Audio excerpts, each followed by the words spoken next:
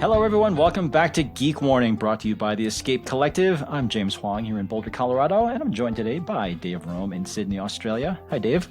Hello. And we also have Ronan McLaughlin, who's back in Ireland after a brief little stint in Italy. Hi, Ronan. Hi, James. Yeah, I was in Italy over the weekend, and I got listening to last week's episode of the podcast on one of my bike rides in Italy. Yeah, it was a good listen. I was a little bit disappointed that he didn't mention the fact that I had already covered DT Swiss wheels in great depth about 2 weeks earlier. I just happened to be talking about the wrong wheels. But otherwise, it was a great listen there. Oh, well, we didn't have to bring that up because I'm pretty sure we deleted that segment. Oh, we did. Yeah, we did. I thought it would be amusing for the listeners to know that I spent 15 minutes rambling, I would say, about the wrong new DT Swiss wheels. I was witness to this. James threw it to Ronan saying, "Tell us about these new alloy DT Swiss wheels." Ronan then went on to talk all about a new gravel alloy wheel, while James was thinking, "No, they're not gravel, they're aero road." And then they went back and forth for a long time without realizing that they were both talking about different wheels. I think we both realized somewhere very early into the conversation, but we kept it going until after the podcast when both was checked, and then realized that I was indeed very wrong. We're professionals here. Dave, you've kind of blew the lid off of this myth that we're perfect every time. Like the idea that we do these all in one take every week. Mm-hmm. Mm-hmm. I mean, they're all in one take, which is...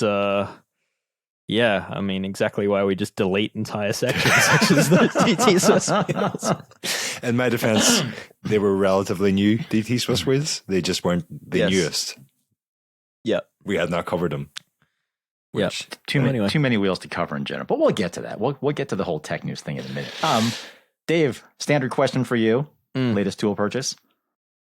You know, I'm gonna test to see whether whether Wade Wallace actually listens to this podcast, because he actually influenced a tool purchase of mine, which is somewhat ironic because he's historically not been a huge lover of the tool content. So he showed me that he I think he was kind of trolling me because he bought a Ryobi battery operated pressure washer for washing his bike. That's right. And I think, you know, I've written before about how I'm not a big fan of using pressure washers to clean bikes. So he bought one, and then I'm like, you know, that actually looks pretty handy. So I bought one and then quickly cleaned my patio. So I don't think I'll use it on bikes, but time will tell. Well, I was at my first cyclocross race in several years a couple of weekends ago. I was not participating. I was just it was our local club that organised it, so I was trying to help out. And those battery operated pressure washers are kind of all the rage at the moment. Yes, in cross. Yep, yeah. There's certain race disciplines where it absolutely makes sense to use such a device and pressure wash a bike, but given I'm not racing, I can take my time and use the gentle stream of a garden hose. Well, thankfully, when I was racing here in Colorado, I usually didn't have to deal with a whole lot of mud. But I can confidently say that if and when there were any races where there was a lot of sticky mud, I'm pretty sure I remember using that sticky mud as an excuse to stop. So I don't really think having one of those pressure washers really would have done me much good in that You sense. just needed more bikes, James. No, I could have used some more mud so I could stop earlier. Yeah. I'm done today. Sorry. Bye. Anyway, we've got plenty on the run sheet today to keep us busy. We've got a super intriguing new low-cost indoor trainer from Zwift. We've got a new aero, but not aero. I'm very confused. Road racing bike from BMC. Mate Mohoric won the men's gravel world on a seemingly unreleased Merida that Dave's going to talk about. Princeton CarbonWorks has us asking ourselves if stiffer mountain bike wheels are actually better. Is that what you want? And we're starting to see some more aftermarket drivetrain options for SRAM's new transmission stuff, if you can keep all the offsets straight. And then speaking of cranks, Shimano's crank recall situation might also be getting a little uglier, at least in the UK. We've got some thoughts on how we might be covering tech news a little differently moving forward. And we'll wrap up with yet another PSA. So without further ado, let's get into the news. Ronan, you and I are both in the Northern Hemisphere, and summer's winding down. We're kind of starting to stare winter in the face in the not too distant future. So I think people are starting to think about indoor training. Zwift's got a new indoor trainer called the new Zwift Hub 1. It's so low cost that it only has one gear. Well, sort of. Ronan, what is this thing? I will let it pass that they have a new trainer, but technically they don't really have a new trainer. They have an upgrade to the existing Hub 1. It's effectively the same trainer, from what I understand, with one of these things attached onto it. And what I'm holding is effectively a free hub body with a single speed sprocket on it. And then, well, basically two spacers either side of the single speed sprocket that obviously hold that in place, but also stop your chain if you do happen to shift from moving accidentally off the single speed sprocket. And the whole idea is Zwift Hub, when it was in about a year ago now, that was first announced or first unveiled. And the idea was to make it easier to get into indoor training, easier to get onto Zwift. And part of that whole concept that Zwift had was helping riders who maybe weren't entirely aware of what group set or how many speeds they had on their bike and all, just making all of that entire process much easier to figure out which dropouts you needed. And now they've extended that further to do away with the cassette on the direct drive trainer entirely and replace it just with a single sprocket. And in doing so, they have introduced 24 virtual gears that you can now shift with a new Zwift click, they're calling it. It's basically a handlebar mount that has an up button and a down button for changing gears. It also pairs to the Zwift Play handset things that they released earlier this year, wasn't it? Yep. And yeah, it basically just taking away the hassle of getting your bike mounted onto a cassette on your direct drive trainer. And obviously you still need gears, so they've built that into the trainer now. So it's like any smart bike. Listeners will be aware of the Wahoo Kicker bike and Watt bike and the Neo bike and those sorts of things. They don't actually have derailleurs and cassettes and that in them. They use virtual gears using the resistance to effectively mimic gear ratios. And that's what Zwift have basically recreated here. Has that resulted in any price reduction, or is that much the same? Or it will now, if you want a new hub, Zwift Hub 1, as it's been called when it's delivered with the single speed, that is priced at, I believe, €600, $600 or £550. Whereas if you want to buy this single speed upgrade for your existing Zwift Hub, that's priced at €80, £80, $80, if I've got those numbers right off the top of my head. Which sounds all right, but I'm sort of drawn back to the fact that it is just a single speed sprocket. So when you're paying £80 for that, okay, granted you've got the click which changes the gears. But I think what's most interesting about this is that looking at it in future, I don't see any reason why this couldn't be expanded onto all their trainers beyond the Zwift Hub and onto likes of Wahoo's or Taxes or whoever else might allow. It's basically just a firmware restriction at the moment. There's no reason I could not attach this, what I've got in my hand, to any other direct drive trainer. At first I was thinking that I like the idea of this, first of all. I like the idea that Zwift is lowering the barrier to getting people to be able to ride on Zwift indoors, or just to be able to ride year-round sort of thing in general. And I was originally thinking that there probably wouldn't be that many people who would buy the upgrade. But then I started thinking about it some more, and particularly for multi-bike, multi-user households, especially bikes that have a bunch of different drivetrains, talking, 8, 9, 10, 11, 12, mountain bike, different roller diameters and that sort of thing. This sort of thing makes a lot of sense if it lets all of those bikes use the same trainer without a whole lot of change. It seems pretty smart, actually. That's kind of what would interest me in having this personally. Is my road bikes are mostly 12 speed these days, and my time trial bike is 11 speed. And so straight away, that's going to make it, I'm not having to change trainers, a luxury position where I can do that. I can have one trainer set up with this. And actually, the Zwift Hub is the one I tend to use most often anyway, so that kind of works also. But that's the benefit I see in it. Obviously, putting a bike on an alpha trainer shouldn't really be a problem for a tech rider. It's not. but just the ease of use might be a gain. The other benefit is all the 30-plus-year-old now corporate living, formerly fixie kids, can dust off their old track fixies and get onto Zwift. So, perfect. Yes.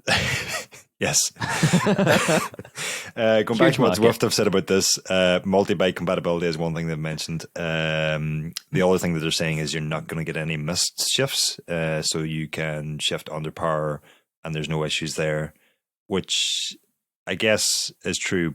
But not my problem, I haven't tried this yet. It was here when I arrived home yesterday, so I haven't had a chance to try it yet. The difficulty I have with all these things is the extra device that you're having to have on your handlebars to shift. It's like as much as I enjoy the Zwift Play handset things that came out earlier this year, you have to reach away from your levers. And I don't know what the answer to that other than a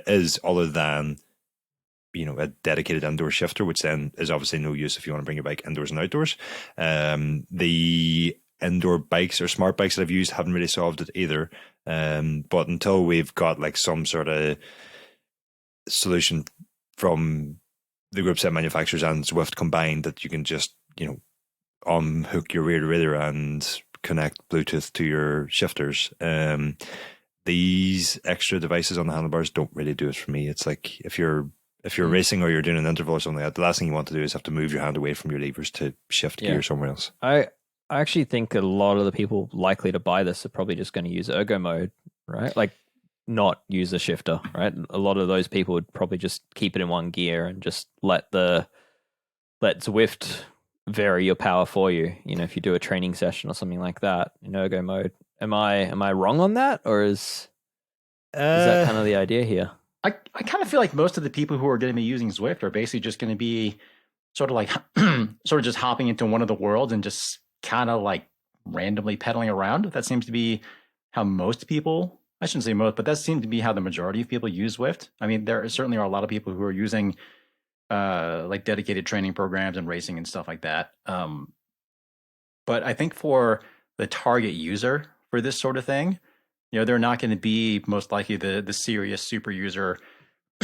They're not going to be the ones who are, most concerned about accurate wattage readings and that sort of thing. And I don't know how much they're really going to be bothered by an extra button, because it really does seem like most people these days, just kind of like the general population, I would say, they're probably used to just having buttons and remotes and stuff all over the place.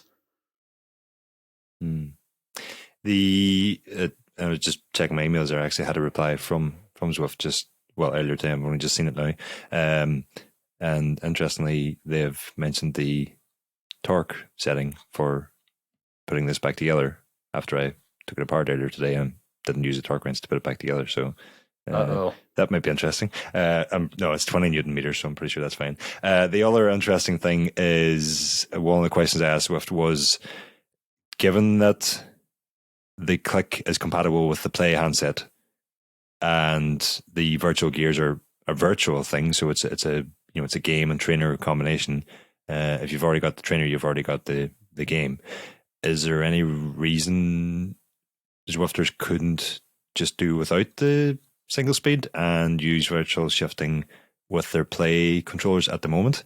And seemingly there isn't any reason that you couldn't do that. You could just use your Zwift Play handset to do shifting when they release it later this week. I mean, you could, but the way this it probably goes back. It's worth just mentioning how this works is that the trainer will actually work out what gear ratio you're currently using your cadence and the flywheel speed, and then it creates 24 gears from that should be the same across feel similar across different bikes, regardless of what size of front chainring you're using. So if you were to use a standard cassette and derailleur and you were shifting mid-game and then you're using virtual shifting at the same time, that would probably mess with it. It would confuse the entire system, so your shifting wouldn't be all that nice, I think so. Or this could finally be a way that someone is able to get their like 100 bazillion speed drivetrain that they've always dreamt of but couldn't really actually replicate physically. You can just keep your 2x12 drivetrain, but now run it with 24 extra virtual gears. This is There you go. virtual CVT. Done. Continually Done. variable transmission, continually confusing your Zwift hub by changing gears Man. virtually and reality.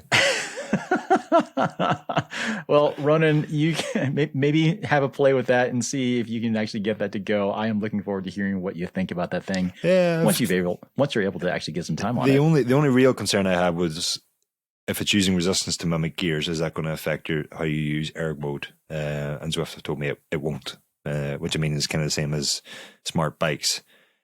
Although I've never been a fan of those, so I'm interested to try this. I don't see why it wouldn't work. I don't see why this won't be a good product. Especially for the target market, just making it easier to get into Zwifting, I think, can only be a good thing. Well, we will find out soon enough. Next item in our list of news today. So we've certainly been talking about Shimano's crank recall quite a bit. I think the last time we talked about it was maybe a couple of episodes ago. And when we first talked about it, we kind of guessed back then might happen. So things are getting a little ugly. Cycling Weekly actually just wrote an article talking about a new government report in the UK that declared, quote, the affected products do not meet the requirements of the General Product Safety Regulations 2005, unquote. That in and of itself is not entirely surprising, given that these things seem to be coming apart with some relative regularity. Apparently, however, this opens up the company to liability lawsuits now because Shimano's planned course of action isn't actually protecting all the affected customers the way it's supposed to, since not every crankset's being replaced. I have to think this is just kind of the opening salvo in what is sure to be a flood of liability and lawsuit issues coming Shimano's way. There seems to be some happening in the US as well, calls to class actions and all sorts of big bad things that, as a consumer, I think, unfortunately, we'll probably end up wearing those costs for years to come. Yeah. So our own Joe Lindsay, he's working on a pretty detailed article looking at some of the more nuanced issues surrounding this recall. There's a whole bunch, though. I mean, there's things down to like eroded resale value, even for cranks that aren't failing. You got kind of questionable safety, even if the cranks are deemed to have passed the inspection process. You've got questions about shop liability, since they're the ones who are actually doing the inspecting. All sorts of stuff that is happening here. Like I certainly have several cranks that would fall under that recall, but they're not physically separating. But I don't know if, I guess I'm still comfortable riding them, but I don't think I would ever. That sort of thing is certainly still going to be in the back of my mind. James, if you were, would you go out tomorrow and do, if you had a 1500 watt sprint, would you go out tomorrow and do one comfortably? And confidently. That's a big hypothetical, given the 1500 watt measurement. No, but I don't know if I would. No, because the thing is, the problem is confidence, right? I mean, even if I knew, even if Shimano could absolutely certify without doubt that a crank that is not physically coming apart but still falls under the recall is safe and can withstand that kind of effort. The problem is the confidence in the product is so heavily eroded at this point that I don't know if I'd want to.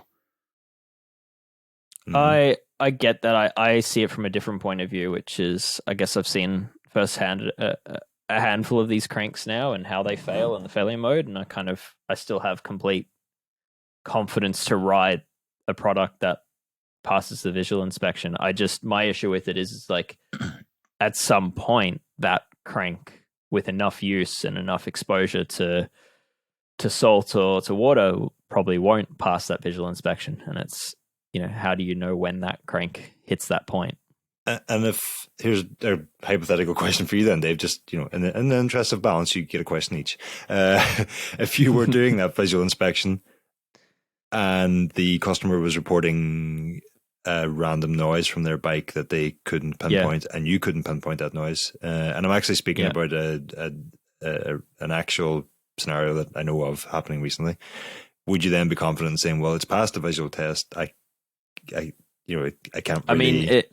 if you'd done everything else at that point and you really can't figure out where the noise is coming from, I mean, at that point, I'd probably just be saying, let's send the crank back to Shimano and have them inspect it and, completely rule out that this is not the issue. Right. But again, that kind of boils down to this issue of confidence, right? Like that even it just feels like, I don't know, like I think for a lot of people that would just kind of mess with their heads, right? Yeah, but I honestly, I believe that people losing confidence in this product is a lack of understanding as to how these are failing. It's not like a straight up structural flaw in the crank. It's really like, from what I've seen, it's corrosion that causes these structural issues. So if your crank looks perfectly mint, it's, in theory, it's still as good as new. Whereas the ones that I've seen fail, like, really do tend to look pretty nasty and are pretty obviously failing through, a lot of corrosion, and the bond seam is very obviously open and splayed apart. So yeah, I don't know. Like, I think people saying like, yeah, I don't know. I'm kind of the mind that I'm happy to keep riding these cranks as long as they look great. The problem is that there's millions of cranks out there being ridden by people that don't know what to look for. Exactly. And that's the worrying part. Yeah. So anyway, like I said, I think this is going to continue to get uglier before it gets better. We're going to continue to keep an eye on all this, but yeah, maybe not going super smoothly. Moving on to something that did go a little more smoothly, I think. So Ronan, as we already mentioned, you were gone for a few days last week. You were out in Italy checking out BMC's new Teammachine R. So I'm not going to go through all the details on that bike, because you can check out Ronan's very in-depth article over at escapecollective.com. I do want to ask you, however, about BMC's insistence that this isn't an aero road bike, despite the fact that it's very clearly an aero road bike. What are they doing there? I will say, first of all, that I agree with them. As much as this looks like an aero bike, their BMC's point was very much that when you say aero bike, it comes with some sort of negative connotations, and that aero bikes typically were much heavier, typically didn't ride all that well. Typically the type of bike, if you're a pro rider, you took for flat days or whatever. Whereas they're like, this is developed to be their fastest bike that they've ever produced, but it is also not just an aero bike. It is a lightweight bike. It is made for every stage, not just flat stages. It's made for climbing. It handles as well as their Teammachine SLR. So the point was very much, this isn't an aero bike, because it's not called the Time Machine for that reason, because although it replaces the Time Machine is done away with. This is like Teammachine Race, whereas I'm reading between the lines to mean to assume that means in future Teammachine SLR will be, I don't know, some sort of ethos BMC or something to that, that lightweight option that probably won't be chosen by their professional riders for road racing. So if I were someone at another company, let's say Specialized, for example, wouldn't they maybe just sort of present the counter argument that this Teammachine R is basically just like a Tarmac SL8? I was about to answer you there, and I feel like I'm been drawn into being their BMC representative on this podcast and defending, which I very much am not. But I was very much enjoying riding that bike, and part of what I was enjoying most about that bike was that quite often, whenever I'm looking for a bike, obviously being a bit of a performance nerd, low weight is important to me, but also aerodynamics are important to me. And I think I've mentioned it briefly on Your Mind recently, was like all these do-it-all, all-rounder light aero bikes that we've seen recently, to me, are heavy aero bikes. Heavy climbing bikes, in that they're not super low weight because they have to meet the 6.8 UCI limit anyway.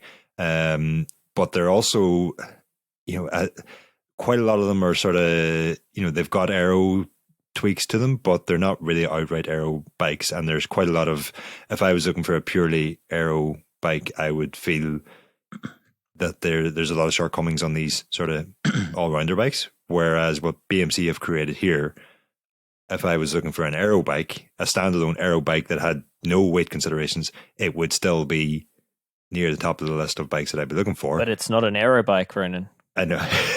I am disregarding that statement.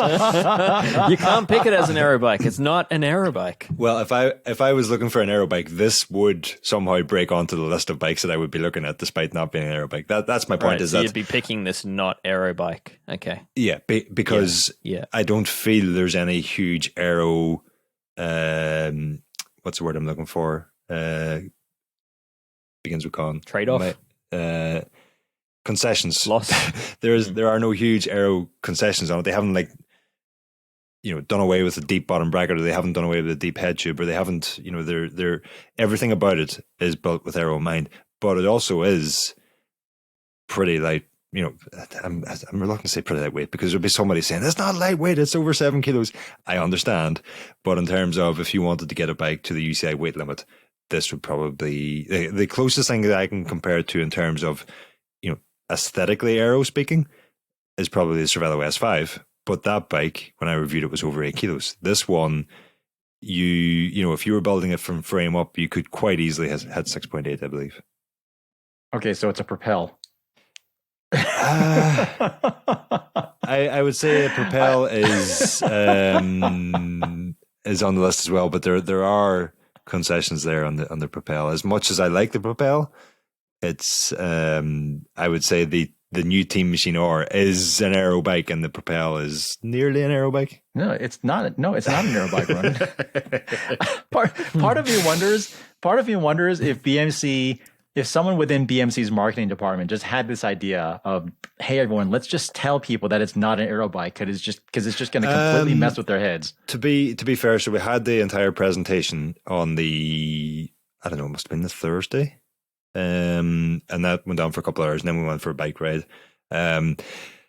Rather concerningly, the bike ride started at the top of the Madonna di Cesalo climb, which is an 8-kilometer descent with multiple switchbacks and a sheer drop down one side of the road. So BMC were quite confident in the handling. I think I referenced that in the piece, but I found that strange to set us all off at the top of a descent for the start of a ride. I've been trying to rack my brain to remember how much they actually referenced this in the presentation. There was some reference that this is not just an aero bike. This is a race bike. A redefined race bike was a tagline used. It was more so 24 hours later when I was being a right pain in the rear end and asking for interviews with pretty much every BMC representative there. And I sat down with one of the head of products from BMC, and I started off by mentioning the new aero bike, and he's like, whoa, this is not an aero bike. That was, and then he spent a good few minutes explaining to me why it's not just an aero bike. That's where that came from. They weren't really leading with that, to be fair to them. Would Red Bull say it's an aero bike? I think that's for all the talk about everything to do with this bike, I think that's the more interesting question, because BMC there's nothing unique about what they've created in any one aspect of it, but put together, and when you take the different stats about this bike, I think there are elements of it that are unique. And what is, I think, especially refreshing about this bike is it actually is identifiable. Even if you blacked it out like we've done in the past, you could identify this frame versus others that would look the same. And the question for me is, given that BMC did work so closely with a division of a Formula One team, presumably at huge expense to do so, is that where bike manufacturers are going to have to go in future? I asked BMC what was the value in doing that, and pretty much, if I sum it all up, pretty much the value in using Red Bull Advanced Technologies is not just their expertise, which is obviously vast, but just in terms of the human resources they have, the amount of engineers and experts that they could put onto this project. On top of that, the amount of computing power that they have. If BMC were try to replicate that in house, it wouldn't even be possible. Never mind financially viable. The skeptic in me also believes there's a lot of marketing value in having Red Bull F1 linked to your bike design, just as McLaren was once linked to S-Works. And 100%. The history is long on that. Colnago and Ferrari, and so yeah, I think I think that's something to consider. And I think BMC's linked up with Lambo in the past, maybe, but not in a design, more in a collaborative kind of. Let's find a way to charge €50,000 for a bike kind of way. But yeah, I think and Colnago, of course, and Ferrari and that sort of thing. Yeah, all sorts of automotive collaborations. Yeah, I think there's immense marketing value in these collaborations beyond design. But it does sound like Red Bull actually, was more than that. Yeah, 100% agree. The marketing opportunities are immense. I did get the feeling that there was more to this process than just achieving a marketing objective, and that to me is actually a bit worrying, because if the fruits of that partnership are not just marketing but are actually tangible in terms of a better bike, are all our manufacturers going to go the same way? And is that another avenue of adding £2,000-3,000 euros or whatever onto the cost of a frame? Speaking of Red Bull, can we talk about the handlebars that are the width of the handlebars equal the height of a Red Bull can? I think it might be two. I think it might be two cans, Dave. Oh, okay. All right. Well, I mean, you have two hands, so that makes sense. Yeah. Yes. Like, obviously they're grabbing a bit of attention now, but these bars did exist on the Teammachine road already, which I think. My hope is that there will be more sizes in future. The fact that these bars have already existed on the Teammachine road tell me that is not coming, because if more and sizes, a similar bar on the KS gravel bike, I believe. Yeah, actually I didn't check. Similar concept, at least. Yeah, but it could be the same. It's something that we're seeing on a lot of bikes. I mean, like the most recent Trek Madone, for example, that thing comes with stock 36 mil bars. Well, at least in some sizes, I think. But centimeter. Sorry, yes, 36 centimeter bars. What are these bars for ants? Yeah. But anyway, point being that for high performance aero, not aero, maybe aero bikes, that handball widths are getting narrower. And is that something that we think is a good thing? I think it's a bad thing that we're not having more options, but I think it's a good thing that if we're going to stock a size on an aero bike, then so we're not talking about the BMC now. It should be this narrow. I mean, the comparison for me again is that Cervelo S5, and all the concessions they made with that. All the concessions you make with any race bike in terms of reduced ride comfort, increased stiffness, increased weight, usually all those things. If you're going to make all of those, why then detract from that with a 42 centimeter wide handlebar as was supplied with the S5? I think BMC have fallen. If they're going to stock a set of handlebars, it's going to be a stock size. It should be narrow, because the rider buying this bike is more often than not these days going to be inclined to be riding narrow handlebars anyway. The point where it falls down for me is the fact that there are no other width options, especially when there's so many stem length options. It seems like, could there not have been an extra, even one other width option? Yeah, for sure. I think that's definitely a shortcoming. But yeah, I totally agree with you. I've been testing the Tarmac SL8 recently, and one of my only complaints of that bike, it's a fantastic bike, but one of my only complaints is that the stock handlebars are 42 on a 54 centimeter frame, and it feels wide to me, because I typically now run 40 centimeter bars on all my personal drop bar bikes, but it also for the purpose of the bike, it seems out of place these days. It does seem like, you got all this effort of making a speed sniffer and making all these aero claims, and then you make the rider wider. It just doesn't add up. I wasn't a huge fan of handlebars. It wasn't because of the width. It was more because of the flare on the drops, which just doesn't do it for me. Yes, I like the 36 centimeter width at the hoods, and yes, I like the idea of having 42 at the drops. gives you more control on descents now or when you're in the drops. What I don't like is the fact that the flare also flares your levers. And I don't know if I'm old fashioned, or I don't know if it's because I've broke wrists in the past or what, but I only feel right when my levers are straight. I don't feel I can get the same pull on the levers when I'm out, especially when I'm out of the saddle when they're flared. It's nice. So they're flaring the drop before the lever. Is that yes? happening? Whereas some other drops Yeah, are flaring it after the lever. Yeah, sort of in more traditional style. Ronan, I definitely hear where you're coming from, because I feel like I have that issue a lot of times too. I guess especially for more gravel-oriented bars where the flare is more pronounced. But I guess we are seeing somewhat more pronounced flares on some road bikes now, just because the width at the hoods is so narrow.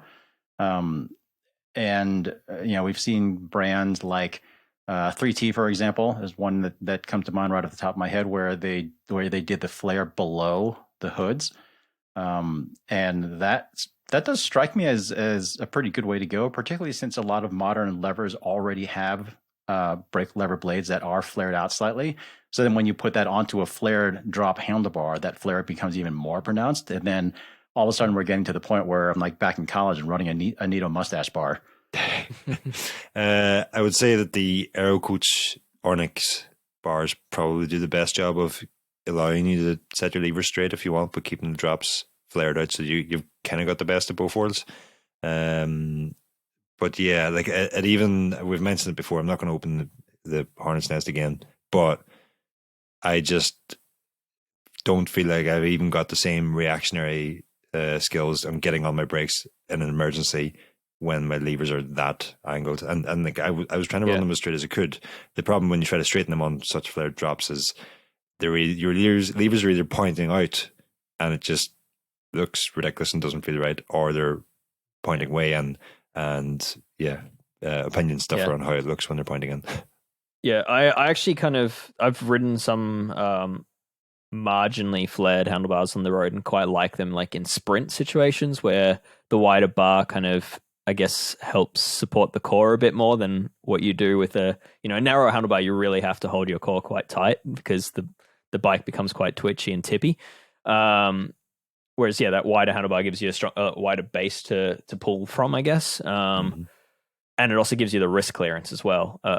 But what I've also found is that it's very easy for that flared shape to all of a sudden become quite quirky in its feeling. Like there's only a couple of degrees difference between feeling like, oh yeah, this is of benefit, and then this is just weird and I can't reach the levers as well as I'd like.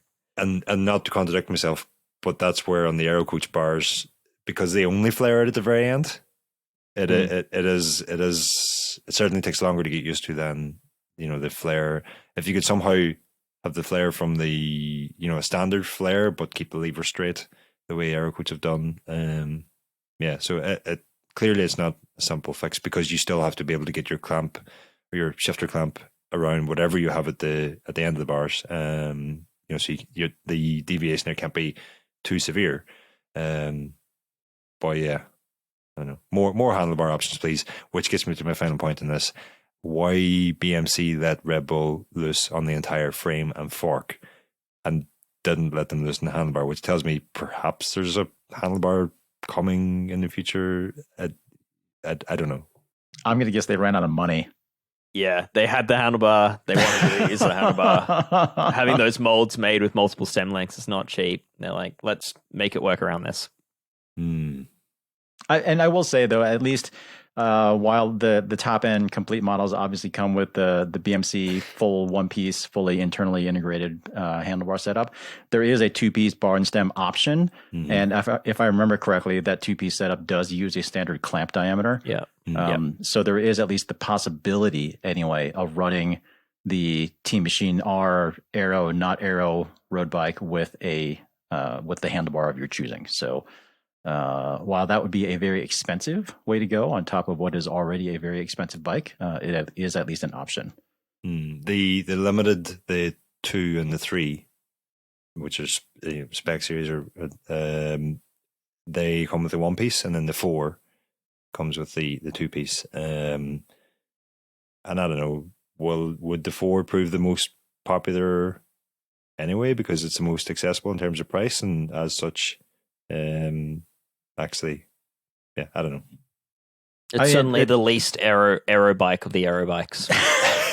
God, we can do this for days. I mean, it's funny that you bring that up, Ronan. I mean, just one last point before we move on. By the time this podcast episode goes live, the review that I just wrote of the Trek Madone SL7 should be live on the site. And I actually made the argument that bike almost makes the most sense out of the new Trek Madone range, even more so than the SLR, actually because it has a 2-piece bar and stem setup. And I was making the argument that if you are after an aero bike, it's far more important to, I mean, yes, you want to have a bike that is in and of itself aerodynamic, but it's far more important to be able to get a position where you, the rider, is also aerodynamic. More important, I'd say. And running a 2-piece setup like that gives you a little bit more positioning flexibility and a little bit more choice in handlebar setup might actually make more sense. It might actually be the higher performance way to go, even though it's a lower cost option. Totally agree. What is it? So, what is it Dan Bigham says? Get into the most aero position possible and then train yourself to sustain it. Or something to that effect. Yeah, there you go. The body will adapt. I mean, it's wise words from someone who should know, right? It might be wide. I'm not sure they're applicable to the entire audience. Sure, fair. Us mere mortals. He's definitely got a skill for being able to sustain and adapt to positions. Speaking of performance, I wonder if this is a good place to plug your new performance process pod, Ronan. Is there a bad place to plug it? If you are interested in performance gains like that, make sure you check out our new members only podcast called Performance Process, or I guess Performance Process, if I was speaking in Ronan speak.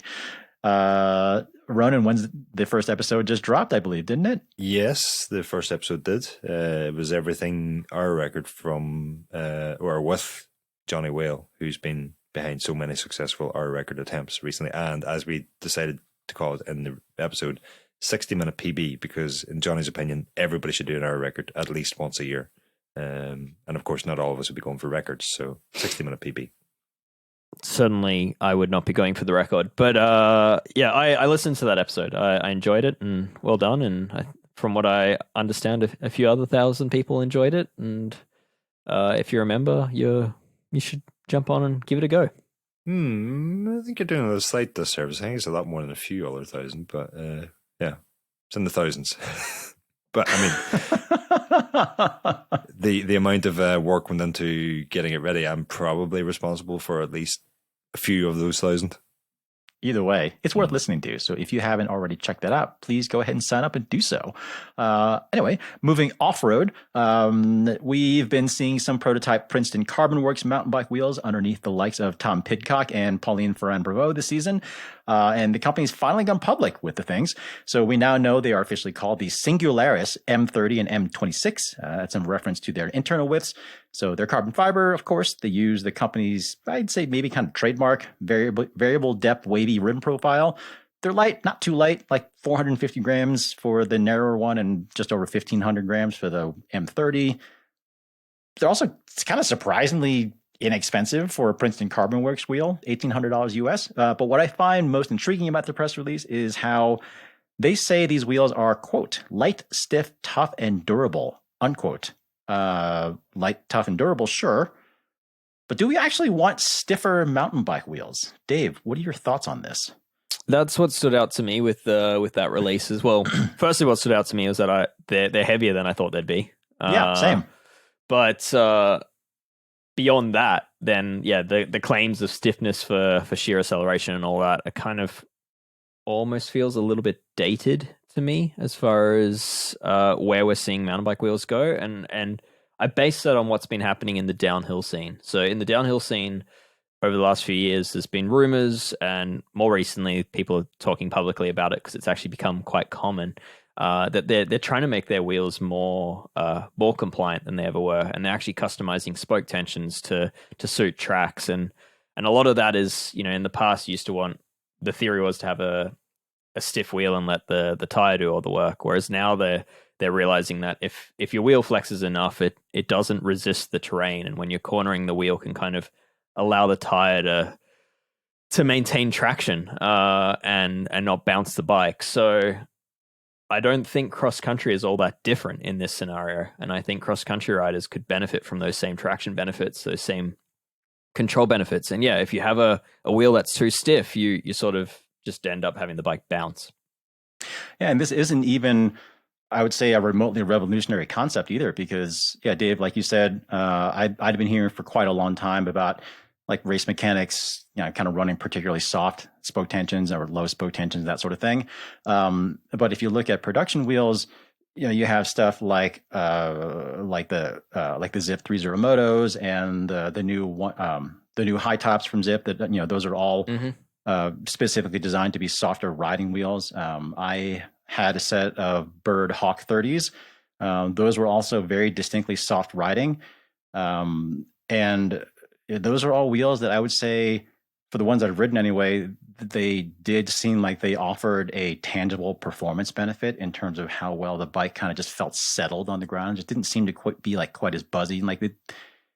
I can't say for certain that there was a tangible traction benefit, but it's kind of seemed like there was, and it certainly gave me some more confidence, and it just felt better. But it does seem to be, like you said, like maybe a little bit arguably almost a little behind the times that Princeton CarbonWorks is talking about stiffness for these wheels, because it does seem like the trend is for people to be going softer. Yeah.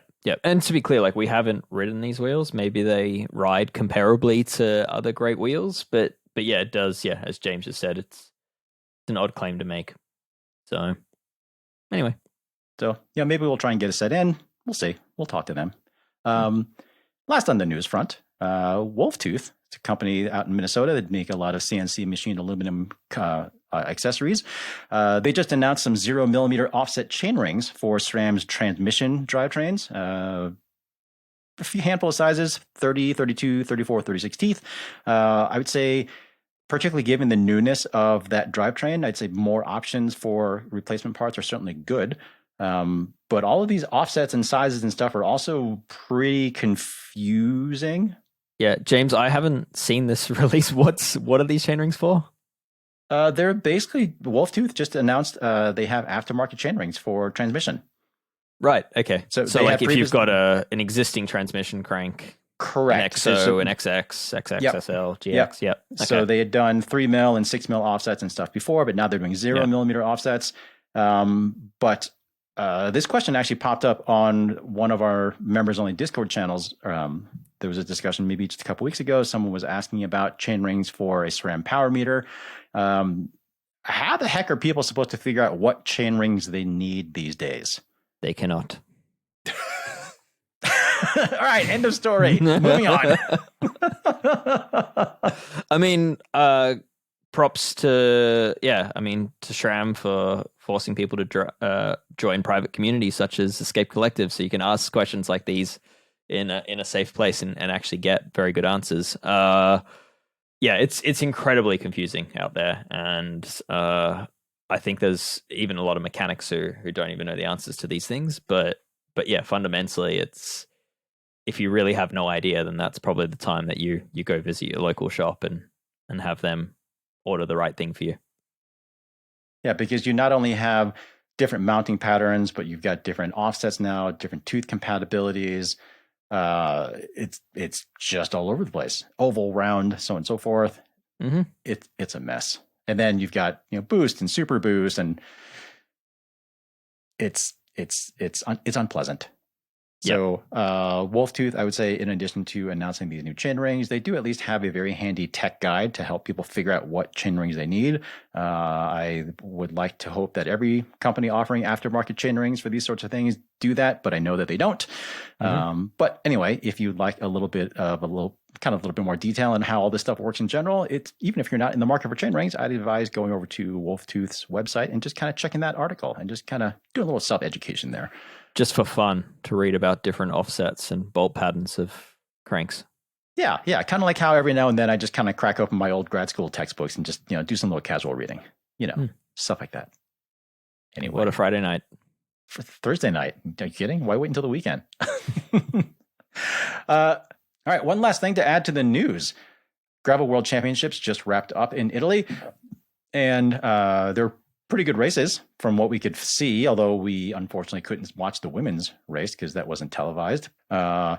The men's race certainly was a good race, but one thing that was interesting from the tech perspective was that winner Mate Mohoric seemed to be on a new Merida that we hadn't seen before. Dave, what can you tell us about this thing? Yeah, so Bike Radar have a piece up on this, and it's a new Merida Silex, which is unreleased, but very clearly what it is, and that there's a new kind of all-rounder gravel bike coming from the Taiwanese bike company, and looks like a carbon frame with a few distinctive new frame profiles and all that. It doesn't look to have anything too wild as far as design goes, and I guess that's to be expected of Merida. They don't tend to do anything too crazy, but yeah, I'm sure it's going to be a good value bike. But to me, what stood out was that the company not so long ago, we're talking probably just a few months ago, released the Sculptura Endurance GR for gravel.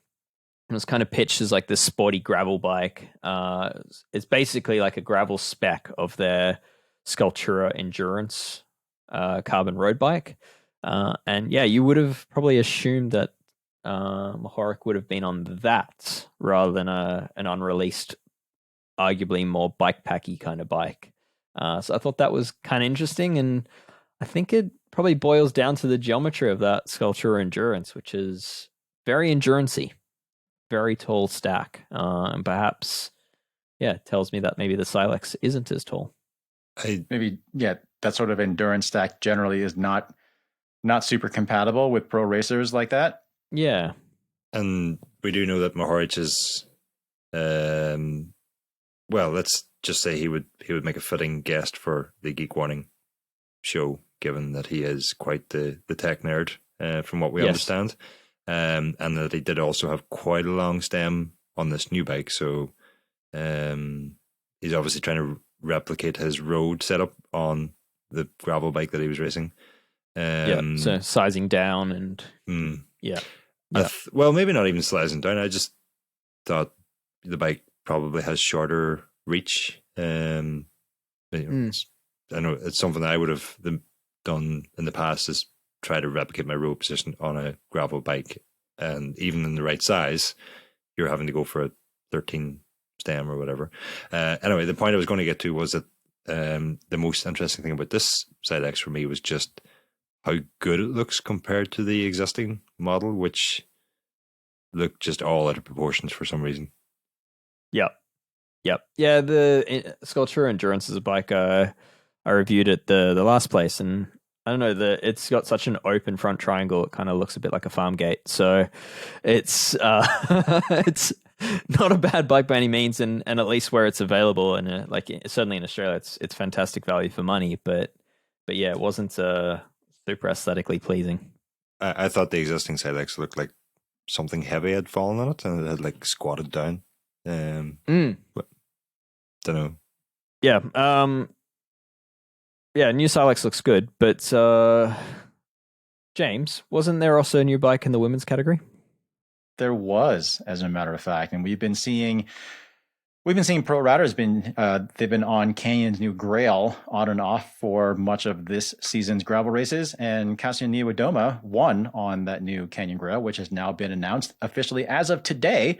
So I've been riding that thing for the last few weeks. I've got a full review and lots of info up on escapecollective.com.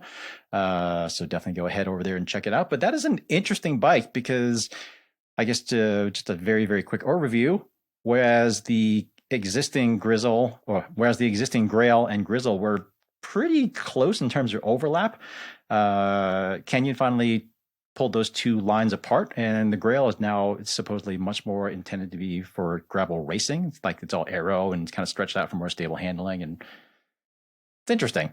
Brennan? The question I want to know is CP0018 or not?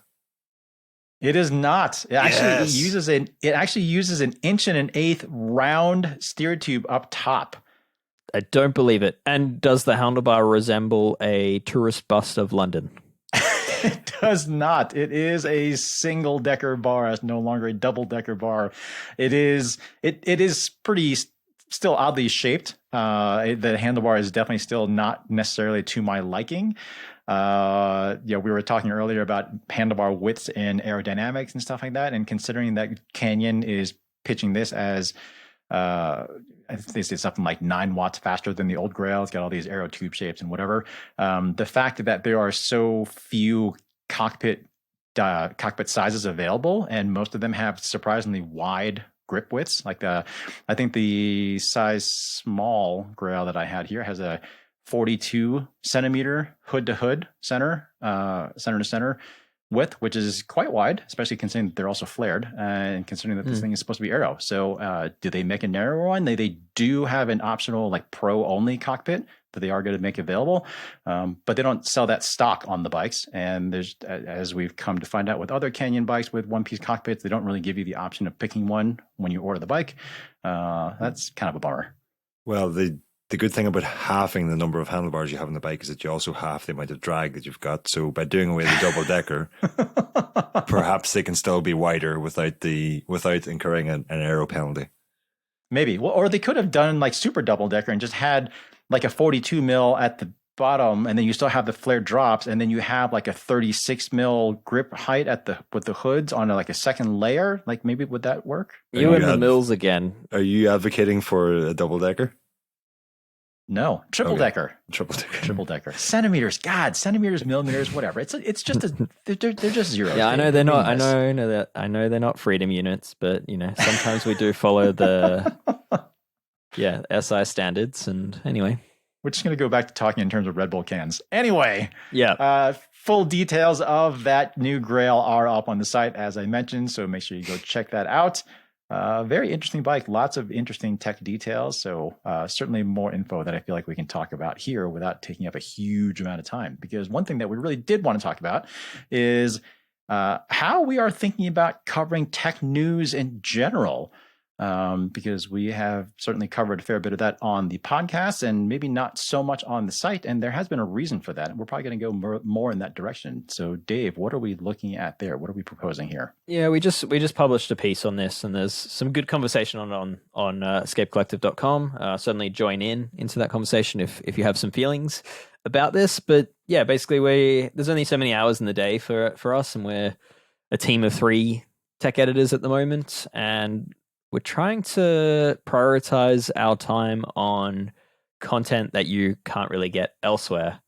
And what we've found ourselves doing is sort of, doing news pieces and telling you what's new on the site, which is content you can get elsewhere. And that's type of stuff sort of takes a day or two to put together, and it comes at the cost of creating unique content. So we're kind of thinking pulling back on the stuff you can find elsewhere and really trying to prioritize our time on creating unique content that hopefully sways you into believing that a membership is worth it with us. Right. Because ultimately what I think we've decided and what we generally agreed on as far as what our members expect from us is that you all want to know what we actually think of this stuff. You don't really want just rehashed press releases and stuff like that, because the fact of the matter is you can get that pretty much anywhere. Yep. And honestly, if publications are still doing a whole lot of that, the reality is AI is about to take over a lot of those jobs anyway. So, but ultimately, yes, you do want to hear what we think about this stuff. And it's really hard to do that when we don't have the stuff actually in hand and don't have enough time to spend on the stuff. Yep. So, we're currently evaluating how we're going to be doing tech news. And the general consensus is that if we do not have something to add, then we just may not cover it at all. So that's kind of where we're at the moment. And we'll see how this goes as we move forward. It's not set in stone, certainly open for discussion. Ronan, what do you think?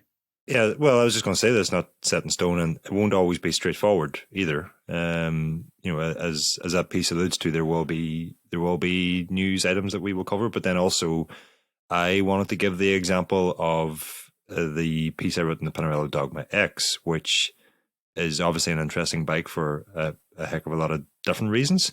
But I guess to give a bit of an insight into how we came to write an article about that one particular bike, when other news stories we just simply don't have the time to cover.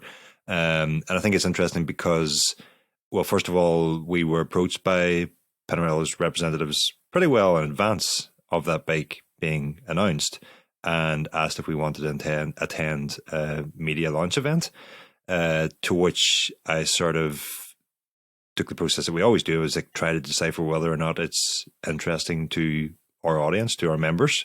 And when I couldn't really get answers on that because the representatives were not in a position to tell me anything about that bike, and given the sort of time constraints that we had, I simply had to make the decision that I couldn't commit to going into an event that would take up more or less a week from the dates that were involved.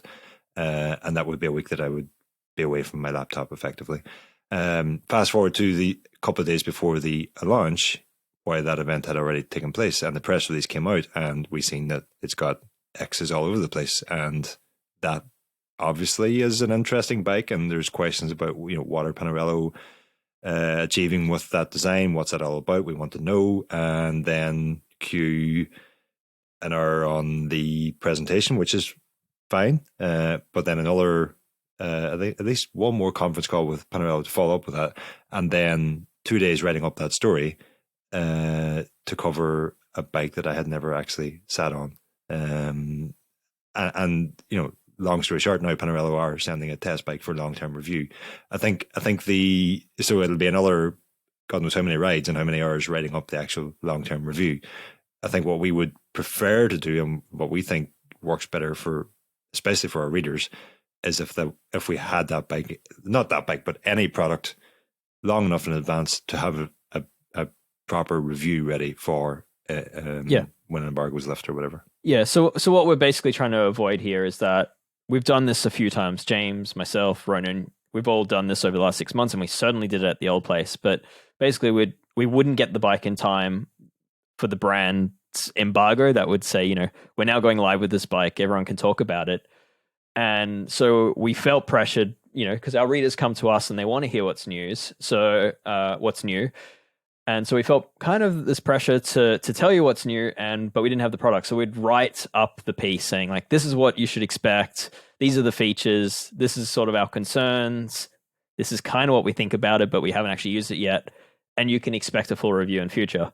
And then that full review would take even more time. So what we're trying to avoid is that overlap and that duplication of our resources. So basically what we're asking for is for brands to understand where we're coming from on this, and that we're not going to duplicate our time onto a single one product. If we don't have it in our hands, we're probably not going to write about it. We're going to wait until we have it, and then we can actually put a conclusion on that written piece and be done with it. I think the conclusion is a key part there, because at least whenever I'm reviewing, and I think it's both of you have sort of passed this knowledge on to me, is that when we're reviewing these products, we're obviously in a luxury position where we have the chance to try out these new things, and it's very important to convey what that is like, what that experience is like for the customer who may well be considering purchasing one of these, which obviously always weighs heavy on my mind, that someone may well spend money on the bike that they're reading my opinions on, but also for the person who might never have the chance to buy it, but just wants to know. It's like watching Jeremy Clarkson drive a Ferrari. I'm never going to have a Ferrari, but you kind of want to know his opinion. Well, maybe not Jeremy's, but you get the point. And first ride reviews, which inevitably when we get a bike too late and we have to, or we don't have to, but we do a first ride review, we always have to caveat that with, I've only had 2 rides in this bike, or I've only had 1 ride in this bike, or whatever it might be. And at that point, at least in my book, everything I've written to that point then is up for debate. Can you put your confidence in that review if I'm having to caveat it? So that's why. Yeah, it's a waste of our time, because then we feel like we still need to come back with a full review, and it's a waste of our readers' time because they're not confident in the lack of conclusion. So yeah, it's just something we want to get away from. It's something a lot of media in the industry does, just because that's just the game we're in. But yeah, hopefully our membership model lets us move away from that and be different. Yeah, and it also, I think, eliminates some confusion, because Dave, I know you have run into this. Ronan, maybe you've picked up on this as well, but oftentimes when we had written up those articles based just on a press release or a media kit or something, oftentimes those articles are referred to by our readers in the comments or whatnot as a review. Like that word is very much in there, even though we definitely do not refer to it as a review. Yeah. So it is even though we state the obvious or the opposite. Yeah. So it is important for us to make very clear to people when something is, when a product is something that we've had the ability to evaluate ourselves firsthand versus something that we are just sort of kind of reporting on stated features and that sort of thing. That's a very different thing. And I think it's important to try and get rid of that confusion too. So anyway, like Dave mentioned, we did publish an article on this recently on Escape Collective. So if you'd like to be part of that discussion, and hopefully you're a member, so you can do that, you can head over to the site and find that article and chime in with your thoughts and let us know, because again, this is not set in stone and we're open to discussion here. Yeah, and if you're part of the bike industry, then there's also a little wish list in there for you to check out. And if you're not listening to this week, if you're listening to this in the future, hello future. Secondly, you can search for that as our vision for covering tech news. Just good one. If you want to find it easily in future. How forward thinking of you. I don't know how. I think it's the time zone shift. I'm feeling much better for this podcast. Interesting. Hey, we're recording at 9 p.m. instead of it's usually verging on 11 p.m. for me by the time we finish up. So I am trying to, I don't know if it's been done yet, but we will have in the footer of our website announcements, and articles like that will be found there. Well, I commend your forward thinking also then. Oh, thank you. Right back at you. All right. Well, let's, Dave, should we go ahead and wrap up with a PSA here and then just call it a day? I have a short PSA based on a story that was conveyed to me over the weekend. And that PSA is, if you're sitting in an airport waiting to board a flight listening to this podcast, please momentarily remove your headphones and check that your flight is not already boarding, because we would not want someone to be deeply engrossed in their work on their laptop and with us in their ears, meaning that they may or may not have missed announcements calling them and final calling them for a flight that was leaving, that was taking them on to a connecting flight, which would mean that if you missed the first flight, you missed both flights. So yeah, if you're listening to this in an airport, please keep an eye on your boarding kit. And if you're that person, please leave us a review saying this podcast is so good, it's worth missing my family over. Yeah. Oh man. True story. The actual PSA I wanted to mention, as I already said, Ronan and I and everyone else in the Northern Hemisphere, we are about to head into autumn and winter here, which for a lot of people is going to mean riding in inclement weather. And this is just a little word of advice. If you have not pulled the seat post out of your frame in quite a while, you may want to do that just for one, to make sure that you can actually still remove the seat post out of your frame. But two, also maybe just to kind of clean that out and apply grease or carbon paste as needed, and just kind of make sure that area is nice and clean, so that as you're heading into riding in ugly weather, that seat post doesn't get seized in there over the winter. To add to that, often I'd say when people do that, they ignore the seat clamp, and that the seat clamp, like regardless of whether it's kind of a wedge style that's hidden in the frame or it's an external clamp, tends to get pretty manky, like gets covered in all sorts of grit and crud and even sweat. I would say whatever that seat clamp is, probably remove it, clean it, grease the sliding surfaces of it, or grease the bolt and reassemble it and put it back in place, because not doing that will greatly affect the torque that you actually are getting. Like it's going to basically create a reduced clamping force for the torque figure that you're getting from it. But yeah, also it'll just make it all work nicely and prevent you from potentially having a stripped bolt in future as well. If I'm thinking of specifically Pinarellos now, but yeah, it's there's and certainly BMCs. And BMCs, but yeah, there's certainly designs that those bolts will get pretty rusty and corroded, and then it doesn't take much to then strip the head of them. So keeping them nicely greased and clean is good practice, and makes perfect sense to do it while the C-Post is out. I'm going to have to disagree with you here, Dave. Oh no, go on. Can't think of anything better for my time on the bike than a C's seat post, C's seat clamp, C's the cleats, C's the handlebar, C's everything so that I'm not constantly adjusting and tweaking and tinkering with my bike foot. So that might actually be a good thing in some cases. Yeah, jeez. I'm not sure I can endorse that position, Ronan. Ronan's basically saying skip the carbon paste, go straight to it, and a spray adhesive glue. The salt bath. Yeah. Yeah. Okay. Well, each to their own, Ronan. Each to their own.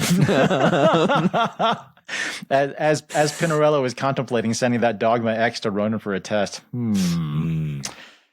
Anyway, all right. Well, that'll do it for this week's episode of Geek Warning. As always, thanks so much for listening. As mentioned already, if you're not already a member, please do so, because if you're not, well, you're going to miss out on a bunch of stuff that we have coming out, especially a whole bunch of members-only paid Geek Warning podcasts. Also, the ability to comment on articles and take a look at all of the content on the site. If you are not a member, if you don't have any intention of signing up, okay, we can live with that. But at least head over to iTunes and leave us a rating and review for Geek Warning, because that is at least very helpful, because it gets more people to find the show, which we like talking to more people. So anyway, that is our ask for this week. So that will do it, like I said, for this week's episode, and we will see you next week. Thanks. Cheers.